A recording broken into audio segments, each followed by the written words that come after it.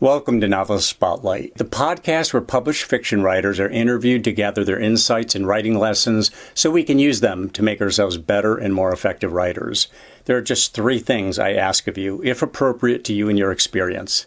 Please subscribe, please click on the like button, and please share this program link with any family members, friends, or colleagues who might be interested or benefit from the content. Now, on with our program.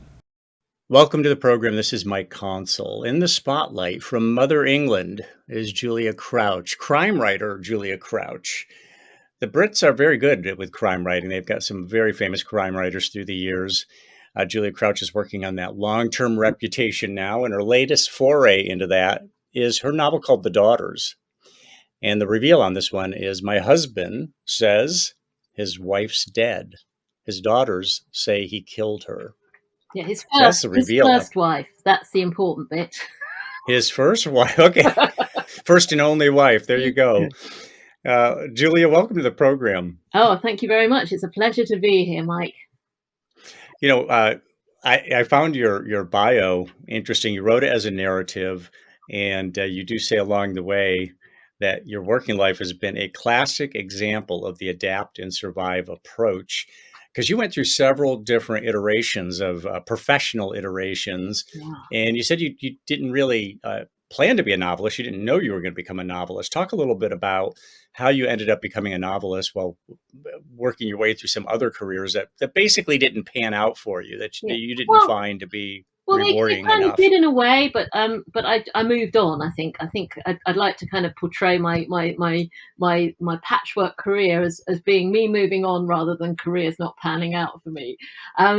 So I started off. I wanted to be an actor, like many young people, and I wanted to be the next Judi Dench. A theater actor. A theater actor. A theater. Well, you know, if they asked me to be a star in a Hollywood movie, I wouldn't say no. Of course. But yeah, I wanted to be a theatre actor, and I was the best actor in my sixth form college, which I think is the same as high school, senior high, and then I went to read drama at university, and I turned out to be the worst actor in my drama course. So I set out to do theatre directing, and that's what I did, and I really enjoyed it very much, and I started a theatre company along with my husband, who still works in theatre, Tim Crouch. Talk to me for a minute. We're going to work our way through this story, but how stressful is it to be up on stage in live theatre? Oh my God. It is. I mean, I honestly don't know how. My husband does one-man shows. He's currently got one at the Edinburgh Festival, which has won a Fringe first and will be coming to New York, hopefully. And he's like on stage alone for nearly 70 minutes, and 70 over an hour. Wow. And he just talks constantly, and for one thing, I have a brain like a sieve. If I don't write it down, it's forgotten. And to learn all those lines, and I know how hard it is, because guess who tests him on his lines. So yeah, I mean, that's scary. And also the fact that you don't really get an outside view of what you're doing, so that you really rely on the director. And I know as I worked as a director how important that is. Also, I hated watching my own work as a director. I found it so nerve-wracking. Every tiny little wrong inflection or mislighting cue or slight, person in the audience having a coughing fit, it used to kind of really upset me. And of course, the audience doesn't know any different. They see what they see. So quite a lot of the stuff that goes wrong in live performance, the audience have no idea of, because it's the only experience. And is that part of what does a director kind of coach actors? Obviously, a director wants the actors to do things spot on. Yeah. But is that kind of maybe a little bit of a mental strategy, that if I do accidentally drop a line or a phrase within a sentence, the audience is none the wiser, and they still get the message. So let's not put too much pressure on ourselves here. No, but obviously there is. Yeah, I think putting too much pressure on yourselves is exactly what actors do. I mean, they I've seen actors come off stage literally kicking themselves because they've messed up a scene. It's there's nothing worse than going out there and knowing you're not giving your best work. And I think that applies to lots of professions, but in acting it's kind of so very immediate. So one more question about this. Talk about the beginning, like opening night or those first few performances versus the end of the run. Hmm.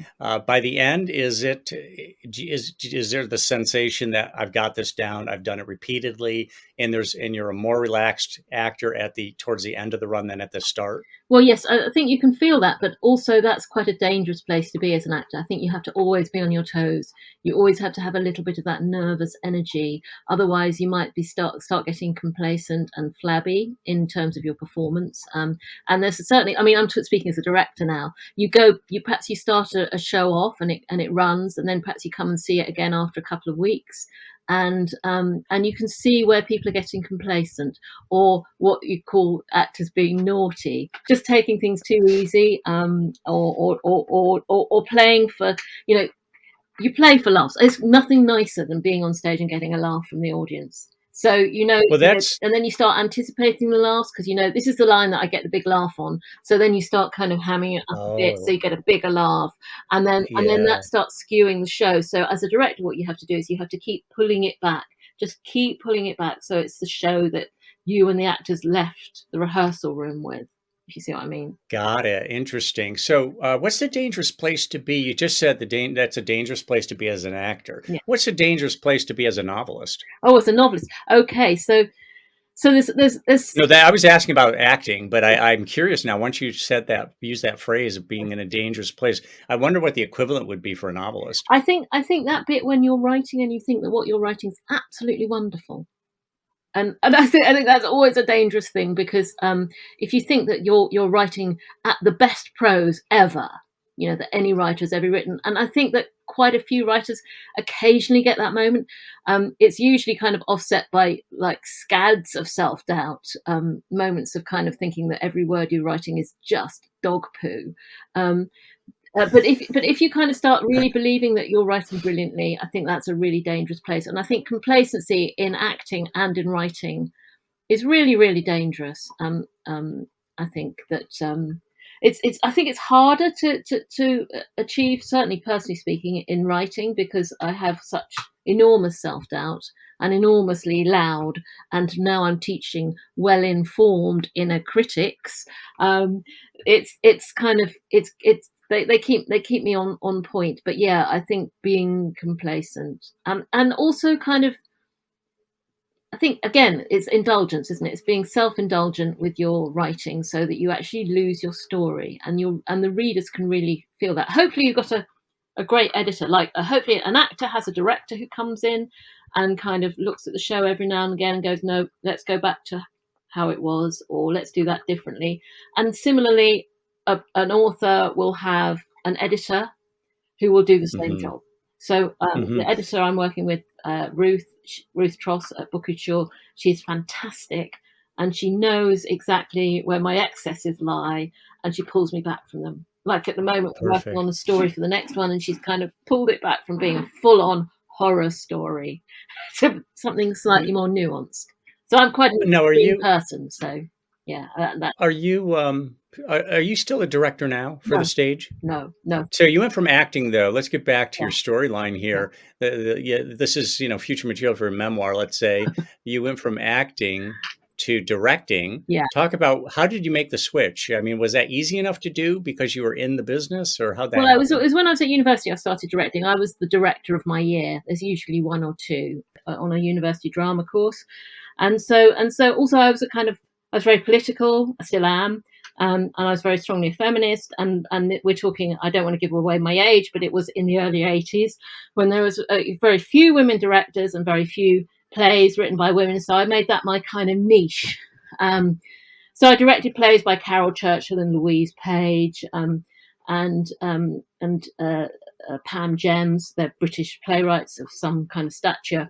Um, and then when I left, I started a theatre company with my husband, who I met at university, and and uh, and we called ourselves Public Parts, and we toured work to devised work, which is important as part of my writer story, to non-theatre venues, so like village halls, community centres, libraries, prisons sometimes. We did a show in a cave, so the idea was it took work to where people lived. And now we meet young actors whose first experience of theatre was us rolling up to their village in Somerset, say, and they saw our show and that's what turned them on, and now they're actors, and that there's nothing that feels better than that. So we devised work so that what that would mean would be we would have an idea. We would have an idea of what the show was going to be like. We'd have a tour booked, and then we'd have a 6-week rehearsal period where we would make the show. So it's very bracing and very intense, and you have to give your whole life over to it. I think it's a job really for someone in their 20s, and so I'd start off with it, and the process it's really like how I write. So you start off with situations. You have a kind of overarching story. Start off with situations and characters, and the actors start improvising, and then you start scripting from the improvisation. I would sometimes tape, sometimes I take notes. I found notes was kind of more efficient because I'd only note the bits that interested me rather than having to listen to like the whole day again when I went home at night. And then at night I would kind of script and type things up, because this is before computers, type them up, and then we literally cut and paste onto big pieces of paper and card, and do the kind of structuring around all the material we were throwing up. And then by the end we'd have a show, and we had some success. We ended up touring. We started off touring regionally in the southwest of England, which is kind of like down where they speak water, down Bristol way, and Cornwall and Devon and Dorset and Somerset. And then we moved, and we were kind of then national touring, and we went to London, and we went up north, and which is a quite significant step for if you're a British regional theatre company, and it was great, and it was and I think we kind of I produced about 10 shows with them. So 10 original pieces of work. You produced and directed? Yeah, produced and directed, and wrote mostly from improvisation. So I was kind of in charge of the scripting. We always said it was a communal effort, but I was kind of like in charge of the scripting. And we'd workshop things that I'd come back with and find out what worked. So everyone had input. But professionally, you were an actress, and then you went to then you became a director, right? Yeah, I was never a professional actor. I kind of did stuff occasionally, but I never really kind of went for it because I knew that. So you were a stage director, really? Yeah, okay. I was a stage director, yeah. And how long did you do the stage direction for? And a playwright. That's right. You, of course, you were writing as well. So I did it for about 10 years. I got a bursary to do it's called the Regional Theatre Young Director Scheme, and it's very competitive. About 1,000 people apply for it every year, and 3 got it. I think it's a bit wider now, but 3 got it. And then what you do is then you kind of spend a year or 2 years, in my case, in a regional theatre, learning how to run a building. And then the idea is that then you kind of graduate up through the echelons to running a building. And you kind of assistant direct, and you direct some main house shows. And it's a great scheme. But the issue was that I worked out that I really didn't want to run a building. I didn't want to do all the politicking, all the kind of schmoozing, the fundraising. In fact, what would happen if you got into it's like many careers, if you get into the position of kind of sitting behind the desk with your own office, you don't do the hands-on stuff that brought you to the job in the first place. So I would spend very little time in the rehearsal room. And anyway, then I got pregnant. Yeah, you say that when you were 9 months pregnant with your second child, you were stressed beyond measure. Yeah. And you were directing your actor husband at the Bush Theatre in London. Yeah. And you said that you realized that this kind of lifestyle wasn't going to work out in the long term. Yeah. Talk about that. Yeah. Well, I think, and some people do make it work, but theatre acting, I know in the States is not very well paid, and in the UK it's not very well paid either. So there's not really an enormous chance of us kind of having any kind of like financial leisure, if you like. I'm not talking about richness. I'm just talking about not worrying about how you're going to pay the bills. And both of us working in theatre because of childcare and kind of who's going to stay at home, and also I wasn't going to. It would have ended up me not being the kind of mum I wanted to be, and not the kind of theatre director I'd wanted to be. It would have been a massive compromise. So I started off teaching. And then I wrote a few plays, sit down and write plays rather than plays in rehearsal rooms. And I got a commission to write a play for a theatre company called the Empty Space Theatre Company. And I adapted Virginia Woolf's To the Lighthouse, which is about the least dramatic novel you could imagine. And I turned it into a play for the stage. And I got paid for that. And with that, I bought a computer, an Apple Mac.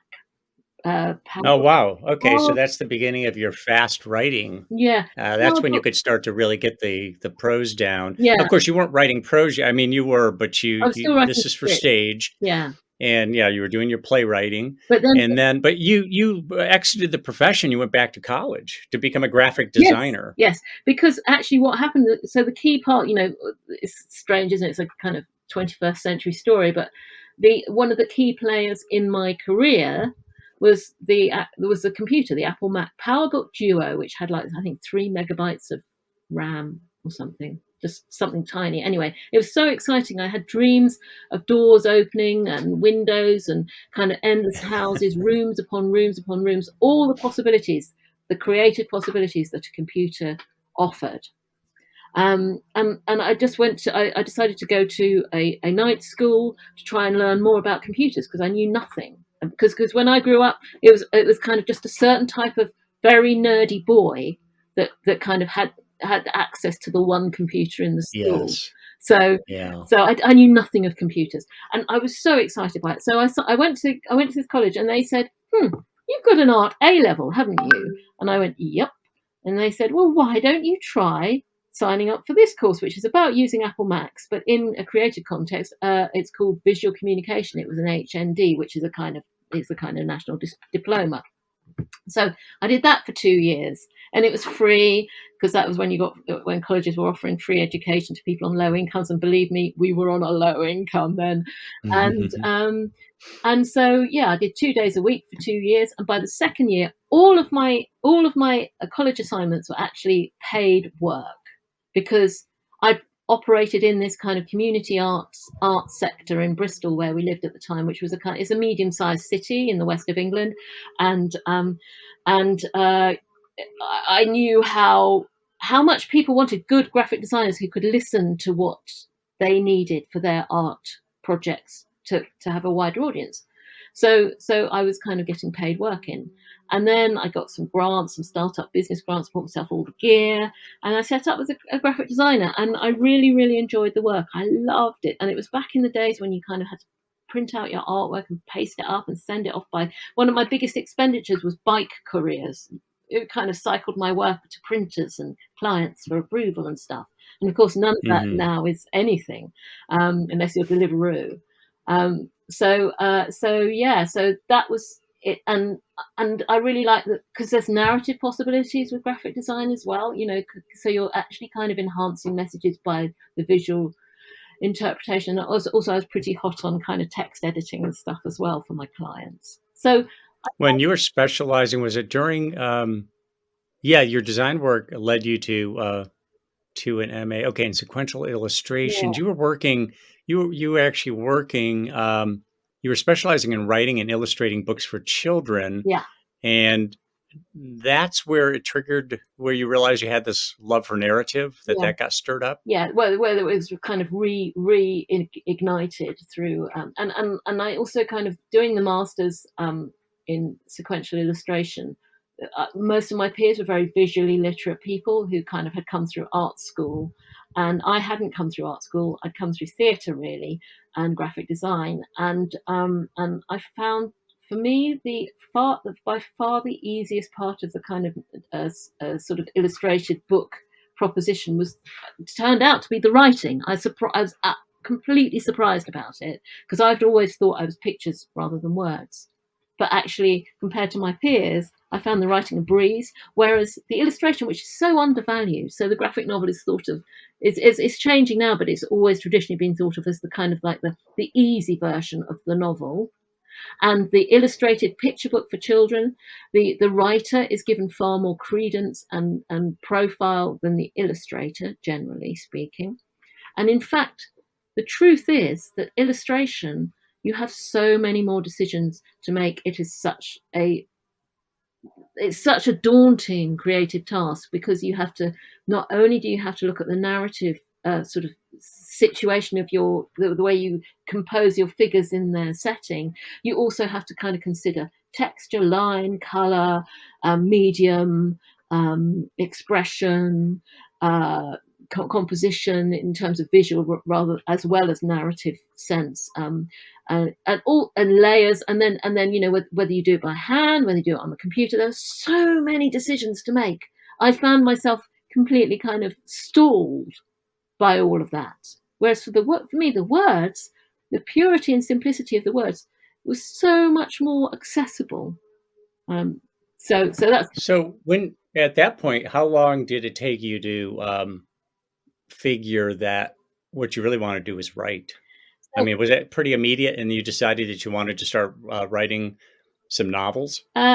yeah, kind of. Well, I did after that masters. I went back and did some Open University, which is a kind of online university thing we have here, and they actually do it for free now. Start creative writing. I did that for like a short. It's a 12-week course, Mm. and that was fantastic. I really enjoyed that. So I kind of went on and did a kind of further creative writing course, which is a third of a degree, and I really loved that, and I had a very encouraging tutor called John O'Donoghue, who's an Irish poet and memoirist, and he said I should try writing a novel. So because for part of that I started writing short stories, and this was the first kind of prose I'd written since I was at school. So I'd been a stranger to prose for I don't know 30 years, more or less. So, how did you settle on when you started writing? You decided I am going to become a novelist, or at least I'm going to give it, A try. the big try here. Put myself into this, and you ended up becoming a crime writer. Why crime? How did that come about? Was that just the most natural or interesting thing to you? It's entirely coincidental. So I wrote my novels. My first novels I wrote with NaNoWriMo, National Novel Writing Month, which you may have come across, where you write. It's out Yes. of the Bay Area, and it's where you write a novel in a month. Of the month of November, as was. I think they do some more extended programs now. What is that? 2,000 words a day that you're supposed to write? 1,700 words a day, 7 days a week for 1,700. 30 days of November. So it's And that comes out to what? That's it. So it's 50,000. So it's about the length of 50,000 Catcher in the words. Rye. A short novel. Yeah, Catcher in the Rye. In terms of quantity, certainly not quality. but the idea is that it allows you to write really fast and dirty, and kind of and make mistakes, and just, but you keep moving on. Whereas for many beginning writers, you get to the end, and this was myself included, but I find that I do a lot of teaching now, and that this happens a lot with my students, is you get to the end of chapter 3 and you go, oh, this is awful. You've got this dream novel, and then as you write, it starts becoming something else, which is the novel it will be, which is never as shiny and perfect, because as with all things No. real, Okay. it's going to be flawed in some way, or different in some way, and that you But it allows you to get past that inner yeah, censor. absolutely. It allows you to write and not to judge yourself or start, editing on a sentence by sentence or phrase by phrase basis, which just stalls a person. Yeah, absolutely. So you just have to keep going, and the idea is you don't go back. Plot happens. Don't worry too much about the plot. Just allow yourself to immerse yourself in the world of your characters and your story, and see what happens. And if you go wrong, then you can start again. You can not start again. You can take, the next chapter can take a completely different kind of strand. So Now, did you write your first novel, Cuckoo. NaNoWriMo? Yeah, Cuckoo. So you got Cuckoo was your Yeah. second, Cuckoo was I thought. my first novel was called Ad Bestias, which is still kind of it's still in the bottom drawer. And Oh, I I see. keep So it's almost like a practice novel. yeah, but it's definitely got legs. But I've just got to find the right kind of shoes, I suppose. But in the Um, but in the meantime, you've written a bunch of others. You've got. I want the listeners to hear what some of your titles are. There's Cuckoo, which was your first yeah, Cuckoo was my one first one. that you went public with. Yeah, Every Vow You Break. yeah, that's my There's New one York, called The upstate New New York Mother. theatre one. Yeah. So Every Vow You Break, Tarnished. Her Husband's Lover, Yeah. which is a very provocative title that raised my eyebrows. Yeah. The Long Fall. Yeah. And your latest one is The Daughters. Yeah, and I left one out here. It's a little hard to read on your site. What's it called? It begins with a T. Tarnished. Tarnished. Yeah. Tarnished is the other one. Okay. So there's 7 in You're all. going to read an excerpt. You're going to read an excerpt from The Daughters for us, correct? Yeah, I am. That's your latest one. Now it's out in ebook and Kindle ebook, and then print on demand. Of course, you can get print as well. Yeah. Is it going to be an audio also or not? Yes, it's audio. You can get it on Audible. It's nicely read. You can get it on. Yeah. Okay. Yeah. What are you going to read out of it, Well, out of the book for us? What's the kind of give us some context? Okay, so it's quite difficult to read from a crime novel because if you read too far in, you're going to start giving spoilers. And my kind of stock in trade is twisty novels that kind of with this one you really don't know who to trust. So I kind of from the beginning, not from the very beginning, but from very close to the beginning, and the setup is there's a woman called Caris. She's my main protagonist, and she's kind of in her mid-30s, and she's married to a much older man who's 60, called Bill.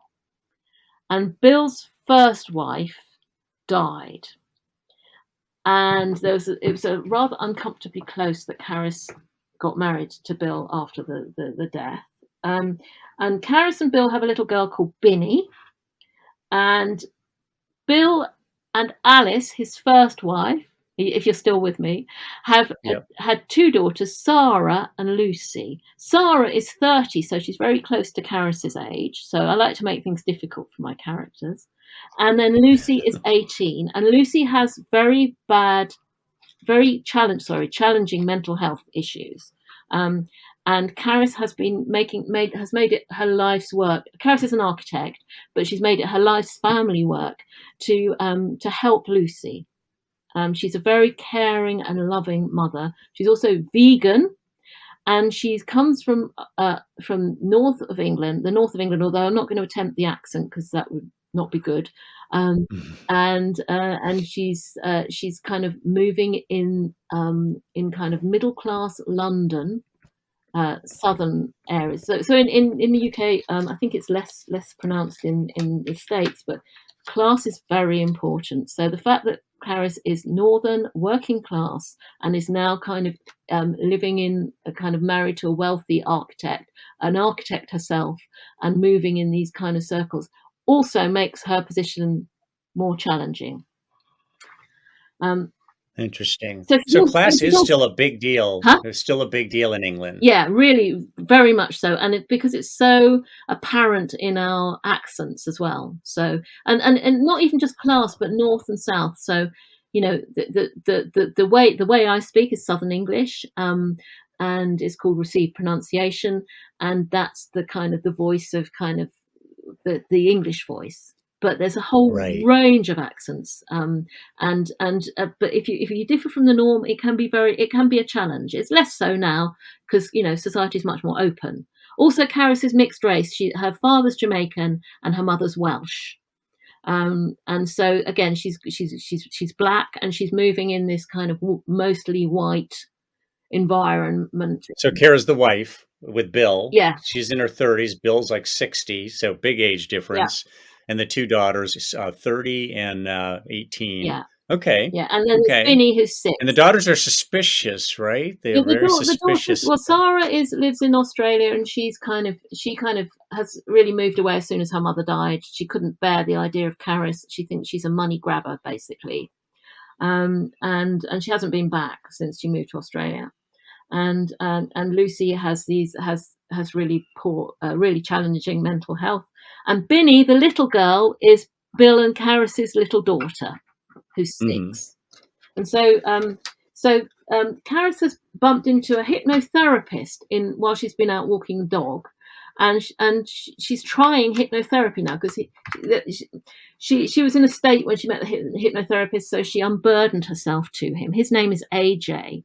And she unburdened herself to him, and he said, "Well, hypnotherapy can work, and I have clients like your stepdaughter Lucy, and perhaps, it could work for her. So Caris, who's at the end of her tether really with Lucy, who's kind of self-harming, has been anorexic, has suicidal tendencies. So she's taking her to the hypnotherapist to see if that'll work. Okay. This is in the hypnotherapist waiting room.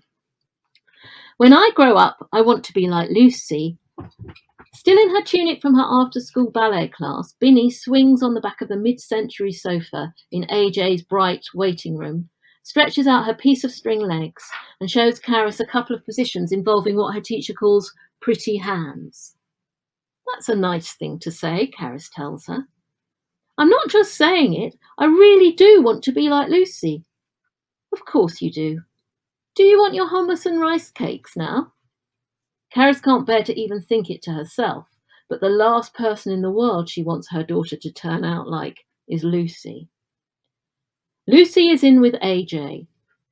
Of course, he says he needs to be alone with her, but even though she is 18, so technically an adult, and even though AJ's qualifications hang framed on the wall opposite her, Caris can't help feeling like she has abandoned her. She's also experiencing mild buyer's regret.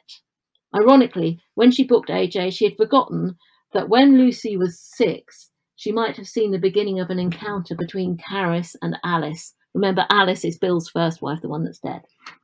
It was not a pretty sight, and if she saw it, and if she remembers it, there may be trouble ahead. Lots of ifs. So Caris tucks it away for now. In any case, Edina used to say that the accusers she provided expert witness against would create fictional memories to make sense of their unhappy present. I should explain that Edina is Caris's ex, and Edina is a psychologist who defends paedophiles in court. Oh, wow. I have a friend who does that. She's extraordinary. Anyway. Caris can use this against any story Lucy might unearth about her stepmother shouting at her soon-to-be-dead mother. It can be dealt with. She peers through the open waiting room door, across the blonde parquet hallway, towards the closed treatment room door. It must be soundproof because however much she strains her ears, she can't hear even a murmur, let alone the screams the worst-case scenario imaginings she is trying to suppress would produce. She has a horrible image of Lucy pinned out on AJ's treatment couch like a Victorian biology specimen, her insides exposed. Of course it's not like that, she whispers to herself. What? Binny says. Eat. Caris points at Binny's snack.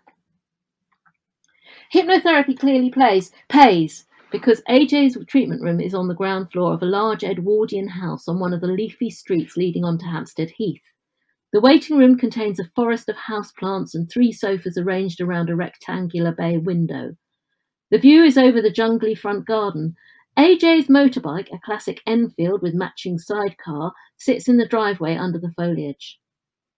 Caris looks at her watch. Lucy has been in now for 1 hour and 5 minutes. The appointment is running over. Beside Binny's rice cakes on the coffee table, a neat pile of leaflets printed by AJ's professional association claim that hypnotherapy can help you become happier and healthier and unlock your potential. Caris hopes so, because it's costing her enough. Where is she? Binny climbs to her feet and dances round the table to sit next to Caris on the sofa, licking the last of the hummus from her fingers. Caris checks her watch again. From her extensive experience with Lucy, she knows that private therapists tend not to go over time. There's no one else in the waiting room, though. As it's gone 6, Lucy's appointment is probably the last of the day. Looks like they're overrunning. Want to look at your homework? Binny makes a face. So instead, Caris gets her notebook out and sets out a grid of dots to play a game of boxes. They're just getting to the interesting bit where you start claiming whole lines of boxes for yourself when the door to the treatment room slowly opens over half an hour later than scheduled. AJ is alone. Wow. So you've got some that whole setup with the characters and all. You've got very interesting makings here. Yeah, I mean it's a whole nest of vipers basically, and lots of bad behaviour has gone on in the past, and and there's lots of kind of things that people haven't told each other. So that's always nice for a thriller to kind of have the unexpected in it. So you asked earlier about how I got to be a crime fiction writer. Yeah, that's exactly what I was going to ask. I don't know if you. I was going to say I don't know if you actually No, answered I my didn't. question. Why crime writing? So with Cuckoo, I wrote it in the month, and then I spent a year editing it. That's a good tip if you've written a NaNoWriMo novel, or as they call it in that particular Bay way, nanovel. Then you can. Then you should really kind of sit on it and not send it off to an agent on the 1st of December, because it will be rubbish. Even if you're excited by it, spend a year editing it. So I got it up to a full novel, and then I sent it out to agents, and an agent who I really wanted to be my agent, and he called me in, and he said, "Well, I really like this book. You know what you've written here?" And I was thinking, well, I think it's probably, I didn't say this, but this is what I was thinking. Well, I think it's probably something, it's very literary.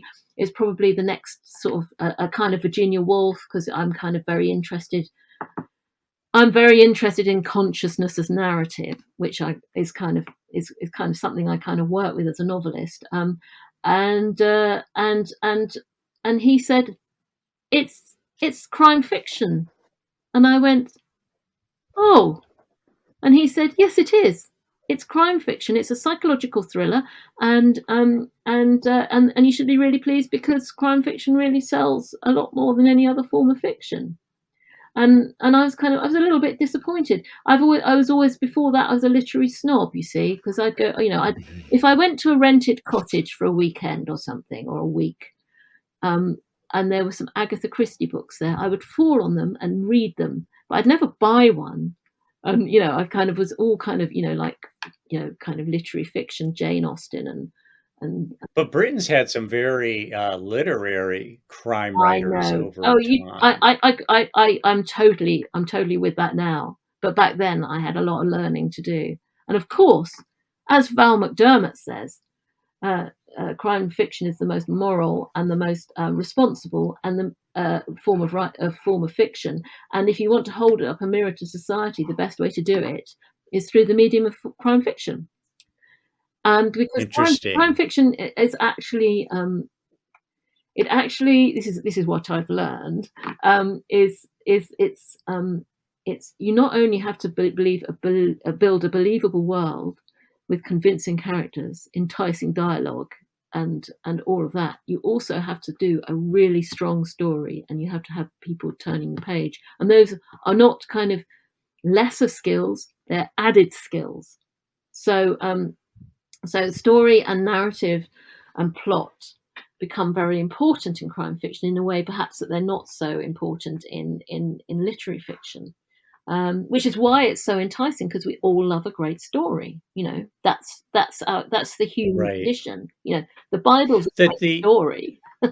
But the problem with so much genre writing in general, not just crime, but genre writing, is that it's very heavily, the plot is almost everything. It's heavily plotted. The story moves along at record pace, and there's not as much development put into the actual scenes and characters and so on. That's the danger. Yeah, I mean, I think is just to fall into that. I think listeners will have kind of gathered from the extra I read that I actually am quite careful about that. I really do that, but I do get comments from some people that it's a bit slow, that my writing's a bit slow. But I like to kind of spend some time building the world and the characters. While obviously plots are happening as well at the same time. But Virginia Woolf meets crime writing. Absolutely, that's me. Yes.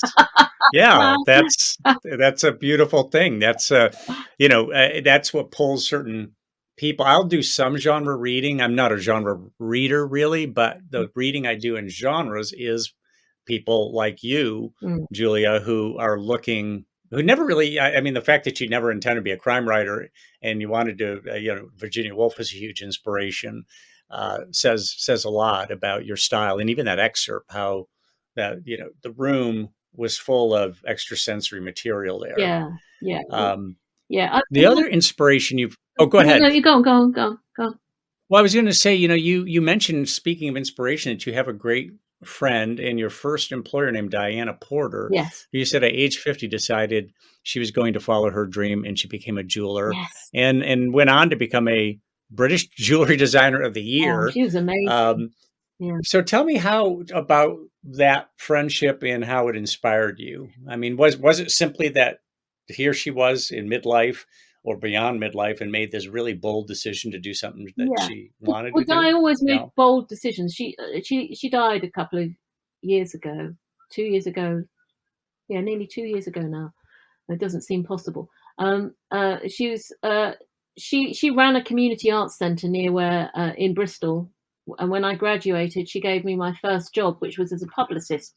I needed to earn money while I was kind of developing this kind of community theatre group that I was the devising theatre group. Um, so I worked there for a couple of years, and she was a formidable employer. Her passion kind of sometimes made her difficult to kind of to work for, but I think she's one of the loves of my life. She was brilliant. Um, she um, she believed in me in a way that kind of made me believe in myself. Um, I don't know if you've ever had someone like that in your life, but it's kind of really, really, really important if you kind of want to be bold, to kind of have somebody who's always thinks, yeah, go for it. Um, Yeah, and yeah. and I'm sorry that she passed. That sounds like Yeah, yeah, but she had a nasty cancer, and she was told that she kind of had 6 months, and she gave it 5 years. So, she did a really good thing.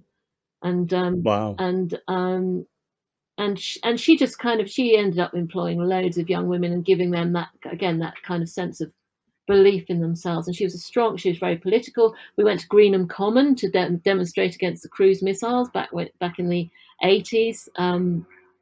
And and she kind of passionately believed in access to the arts for all, and she championed that. And she had and then when she reached 50 and her children had grown up, her daughters had grown up and kind of started their own families and stuff, and she had kids very young.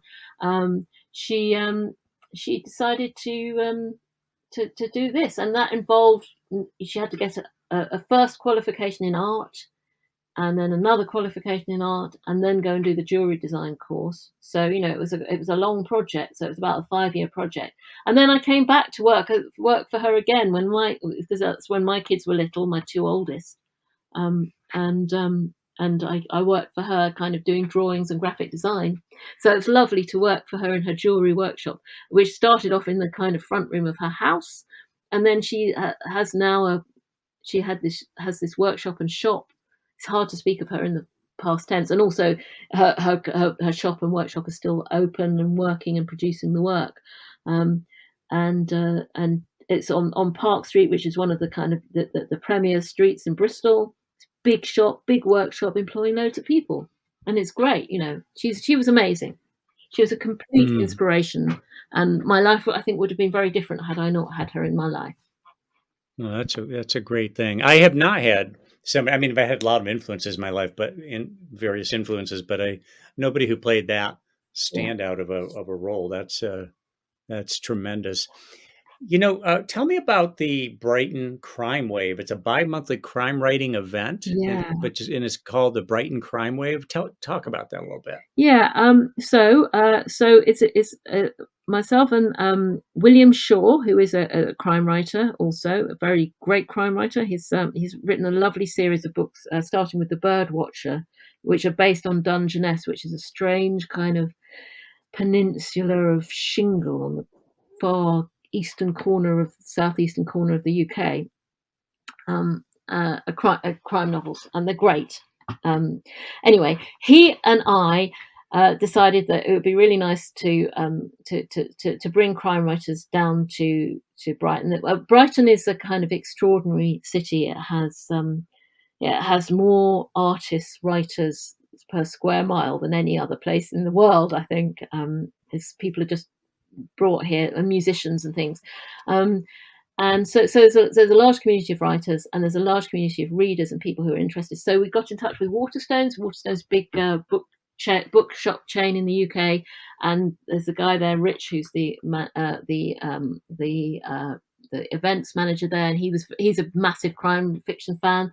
So together we run this night, and obviously it's been put on pause during the pandemic years. We had a 2-year break, and we're just beginning to kind of ramp up again. Our last event was Ruth Ware, Ellie Griffiths, and Emma Stiles, who is a debut author, who's an ex-student of mine from the University of East Anglia, crime fiction MA. And we actually were back up to numbers again, because people have, I don't know what it's like where you are, but after the pandemic, we had kind of, several lockdowns here, and people have been quite slow to come out again because they're worried about, because we've had lots of different waves of COVID. So people are worried about kind of unnecessarily kind of putting themselves in danger. Right. Yeah. But we did have. Yeah, they're all different kinds of people. Some people are very cautious, and some people are devil may care. Yes. So we've had a few kind of, we've kind of been building up. So we're looking at a kind of, we still haven't booked the autumn yet, but we're looking at kind of quite a full schedule, I think.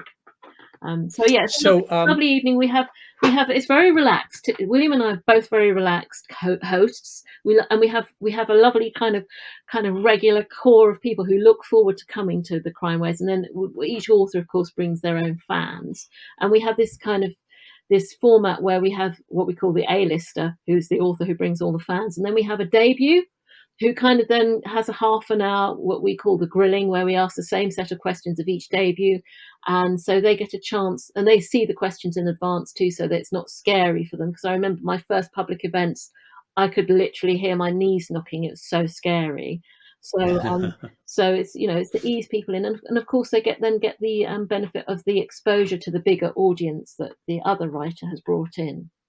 So it's a really nice, sharing and generous evening, and people go away, and very often people buy 2 books or 2 or 3 books, depending on how many people we have, how many writers we have there. They come away with everybody's book, which is great. It's lovely. Sounds lovely, as the Brits would say. Sounds lovely. It sounds lovely. So you teach, as you mentioned, at the Faber Academy and also the National Center for Writing in Norwich. What is your essential message to writers? If you were to boil it down to a phrase or a sentence or a few phrases, what do you really emphasize with students who are looking to do what you do for a living? Okay. So the first thing is to write, and write fearlessly. To not worry too much, to somehow find strategies to deal with your inner critics and your inner demons, and just write, and don't be too self. Let me ask you about fearlessly. Fearlessly can mean several things. Does it also include write what you really feel? Don't worry about a potential audience out there, or don't be thinking about agents and editors. Obviously, you're saying no, don't be afraid. Don't let your inner critics stunt you. Yeah, I think. For first drafts, yes. Don't worry about anyone other than yourself and your story and your characters for your first draft. And you can always go back and make it better and fix it. That's the other thing, I'm very much a believer in Anne Lamott's shitty first drafts, she calls them. Anne Lamott, yes. Great book. Yeah. Bird by Bird is the title, just for our listeners. Bird by Bird by Anne Lamott. It's my Bible. I very often revisit it, the shitty first drafts. And all my students have to read that.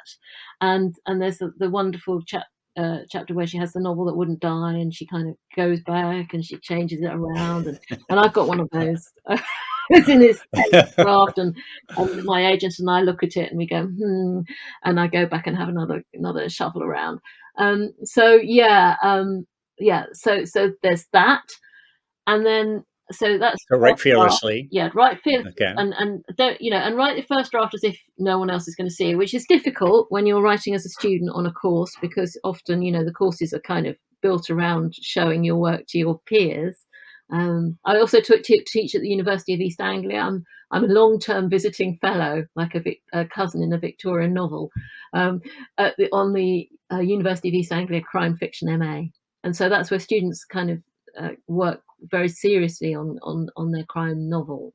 They have it's a 2-year part-time course, and so they don't get the luxury of kind of which I do, which is I write what I call a draft zero, which is a NaNoWriMo Chris Beatty thing, my draft zero, I call it that because no one sees it other than me, which is incredibly liberating because I know that I can write rubbish, Mm-hmm. and Mm-hmm. I'm the only one that's going to cast a critical eye on it, and I do, and and then I put my editor's hat on to create my first draft, and I go, this is terrible. I can write notes to myself that no editor would actually ever be able to professionally get away with. What on earth were you thinking when you wrote this? And the other thing that's really, really important, and this is particularly for crime fiction, but it also I think is a really useful thing for writers in all other genres to, and I include literary fiction as a genre there, to think about, and that is make every sentence work narratively. Every detail has to work narratively. If it doesn't, then it goes. And then slaying your darlings is a wonderful thing. I always have whole chapters that end up leaving, and I look at those as not wasted time. In fact, quite often one of the reasons they can be excised is because they stand alone as short stories, because they're not Oh, narratively embedded. Do you see what I mean? So I quite often yes. can then recycle them with a few tweaks into a short story, which is very ecologically. Well, have you done, in short story, you haven't done a short story collection, have you? But you will No, but I will. seek to get I it have published some in a published here and there journal. and all over the place. I find short stories very Yes. challenging, though. I mean, I think there are two types of writers, as there are two types of runners. There are sprinters and marathon runners, and I'm definitely a marathon runner. I actually am a half marathon runner in terms of running, actual running, but in terms of writing, Oh, I'm a marathon runner rather than a sprinter. Sprinters, I find the energy. A short story summons. It takes me a week to write a short story, even though it might be only 1,000 words, and my normal daily word count is 2,000 words. Because it takes so much focus, so much energy, so much narrative kind of input. I find that really challenging. So yeah, so when you're out running, training for your half marathons, yeah, which is what, 13 miles? yeah, Is it 13? yeah, yeah. Um, do you find yourself, is that stimulative in terms of ideas Oh coming yeah, to you for? yeah, So absolutely. what do you do in the middle of a run? Are you carrying a recorder or Yeah, something, or yeah. you just hold it in I memory? was speaking to my phone. Stop and speaking to my phone if something hits me, because I will forget it. That's my Yeah, you said your brain is like a sieve. You yeah. got to write it down, Yeah, or you got to otherwise. record it So I in some always record it. fashion. My voice memos app on my phone is full of me going and things like the body's in the ground of the house, and people might kind of look at me. So I'm Yeah, doing it. actually, yeah. Yeah, I run in the city, so yeah, there's always people. Especially when you're saying it Yeah, breathlessly yeah, in yeah, yeah, the middle of a run. yeah.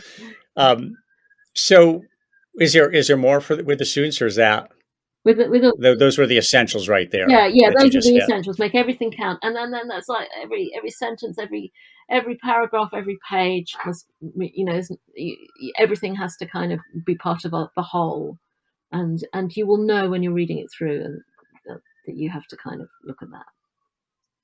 Now, is the Daughters your sixth novel? Seventh, Seventh. So, what was your sixth? the new mother.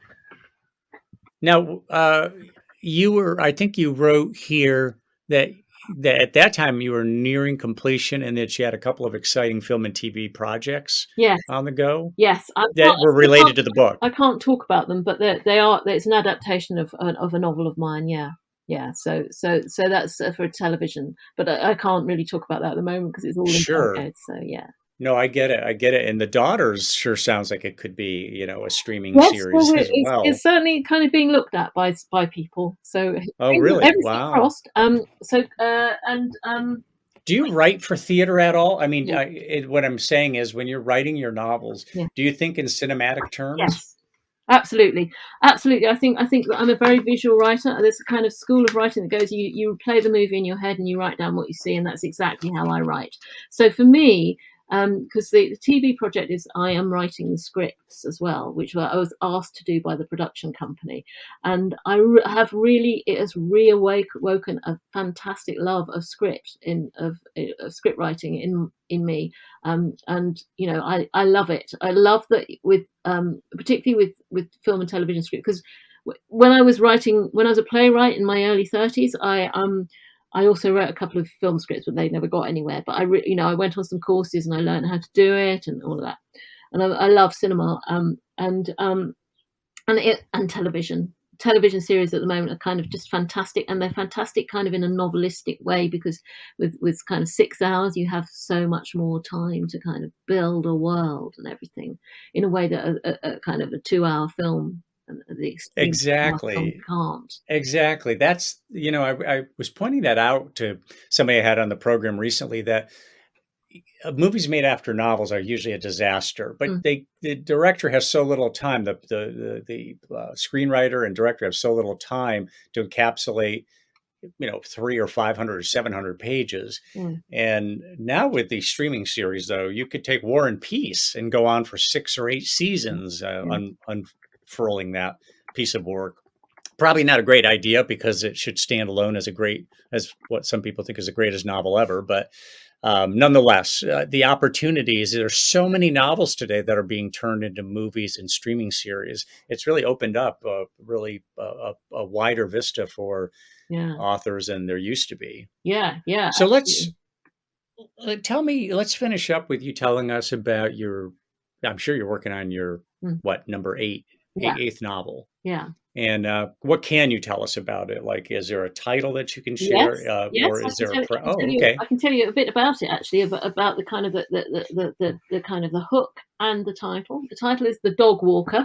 I've recently, since lockdown, I became the proud owner of a dog called Uncle, and she is kind of has completely changed my life as a writer. You probably get you can get a bit isolated, just kind of you communing with your imaginary characters all day. And actually, a dog gets you out of the house, and you connect with other dog walkers quite a lot, even if you're just talking about your dog's bowel movements. You're still talking about So one breed of person I've met for the first time is the professional dog walkers who are out there, and I often chat to them, and I was really interested in that. And there's also this thing about dog walkers. Dog walkers, early morning dog walkers are the ones that find the bodies, aren't they? And so the setup is that a professional dog walker out one morning finds the body of a young man. That's pretty bad, but what's even worse is she knows him. She was dating him. She'd met him on an internet on an app. And she'd dated him a couple of times, and she really liked him. But what's even worse than that is that this is the second time it's happened. With somebody she's dated? Yeah.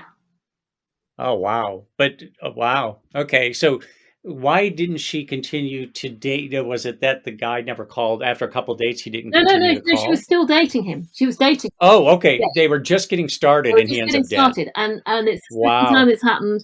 This one's in Brighton. I'm writing a book set in my hometown, which I love. First time. And the first time she found the body of the man she was currently dating, that was in London. So is it a weird coincidence? Or is it something else? If Julia Crouch is writing about it, it's no coincidence. There's something else going on. It wouldn't be much of a story if it was a coincidence. Yeah, exactly. It would have been just chase the tail for a while and, nothing to find here. Yeah. Well, Julia, this has been really interesting. You've had a really interesting life and continue to. Yeah. And how exciting that, you were in the acting, directing, the stage business, playwriting, and now your novel writing is becoming, there's a lot of interest, it sounds like, around television, or maybe a movie. Yes. Really exciting stuff. This kind of stuff that authors dream of. Yeah. So you kind of, you do. You dream of it, and then it happens, and it happens so slowly. So my strategy is not to get too excited about anything. So things might happen, they might not. I've had people, one book was in development in Hollywood for a while, and it was ever so exciting. I was getting phone calls from LA, people saying how awesome it all was, and then that all kind of fell through. So things can be exciting, and then if something actually And then happens, nothing. yeah, Yeah, and I think writers get good at that over time yeah, because there's so much waiting involved, and yeah, there's so much, gee, I'd like to see the full manuscript sort of thing, and then it's turns out to be a disappointment that nothing really comes through. So yeah, it's you just do the work, you put it out in the universe, and you wait for yeah, things to break your way. yeah, And perseverance and of course talent, good strategy and talent is essential as well. yeah, But it also takes some luck. You got yeah. to find the Luck right and people. bloody mindedness as well. Yeah, Yeah. What was the mindedness? What kind of bloody mindedness. bloody mindedness? Yeah, Yes, absolutely. Well put. yeah. Julia, thank you so much for taking the time, Oh, and best thank of luck. you. I'm going to look forward to seeing you on your you're going to hopefully be on Netflix or some other streaming channel, and we're Oh, going I to hope have so. you come on and talk about it, about how it all came down, because it's a torturous process, as you were indicating, trying to get the glacial movement to finally hit pay dirt. Yeah, So yeah. again, thank you. Really interesting Thank you, stuff. Mike. Thank you.